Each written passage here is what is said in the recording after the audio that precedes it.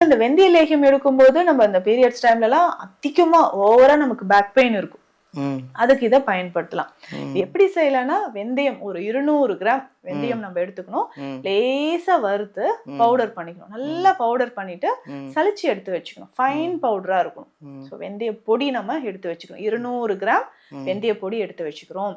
So இதுக்கு 200 gram வெந்தயம்னா 200 gram நமக்கு கருப்பட்டி இல்லைன்னா நாட்டு சர்க்கரை எடுத்து பாகு காய்ச்சி தனியா வச்சிடணும். பாகு நம்ம காய்ச்சணும்.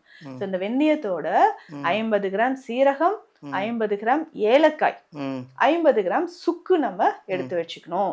சோ இது மூணுமே சேர்த்து நம்ம இந்த பாகு இருக்கு பாத்தீங்களா, இது இந்த மூலிகைகள் எல்லாமே வறுத்து பொடி பண்ணி எடுத்து வச்சுக்கணும். சோ இந்த பாகுல கொஞ்சம் கொஞ்சமாக சேர்த்து நம்ம கிளறிக்கிட்டே வரணும். அது கூட அத நல்லா கிளறின பிறகு வெந்து ஒரு பக்குவத்துல வரும்போது நெய் சேர்க்கணும். அப்போ நெய் சேர்த்து கிளறிக்கிட்டே வரும்போது அந்த பாத்திரத்துல ஒட்டாத ஒரு பக்குவத்துல வரும். ஸோ அப்போ நம்ம என்ன பண்ணணும்னா ஸ்டவ் ஆஃப் பண்ணிட்டு லேசான சூடு இருக்கும்போது கொஞ்சமா நம்ம தேன் சேர்க்கணும். தேன் வந்து ஒரு 20 கிராம் அளவுக்கு சேர்த்தாலே போதும். தேனும் சேர்த்து நல்லா மிக்ஸ் பண்ணி எடுத்து வச்சிட்டோம்னா நமக்கு வெந்தய லேகியம் தயார்.